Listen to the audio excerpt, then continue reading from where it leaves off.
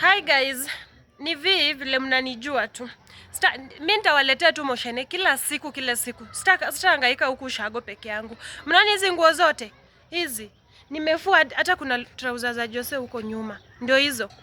Guys, nimefua, nimechoka. Yaani ushago kwa kina Jose kazi ni mingi kabisa. Alafu nyumba yao unafagia vumbi. So sijui vile mnasikia venye naongea hivi homa.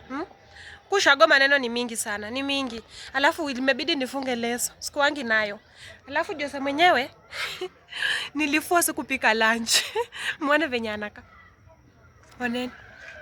Oneni. Ako na njaa. Ako na njaa. Anatarajia mimi nifue, nioshe vyombo, nipanguze, nifagie nyumba yao hii ya vumbi. Alafu anakuja hivi kuniambia eti nimpikie lunch. Mimi, oneni anahurumisha.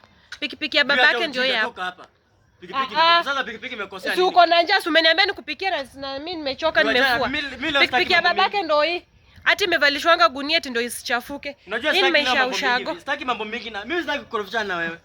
Wacha kunitolea hapa hizi kamera zako. Ndio huyu. Wewe tulia bana wakuone. Wewe umeniambia unataka kukula. Nimemuosha hizi nguo zote hizi. But ana shukrani hizi. Hadi na za watoto wao wadogo za uniform za shule. Ana shukrani. Hizi makucha zangu tena niende niashe moto kwa meko na hiyo moshi eti nampikia chakula. Zima hii kitu uende jikoni. Wacha watu waone venye unakaa. Zima hii kitu uende jikoni. Unaona? Hii ndio nyumba yao.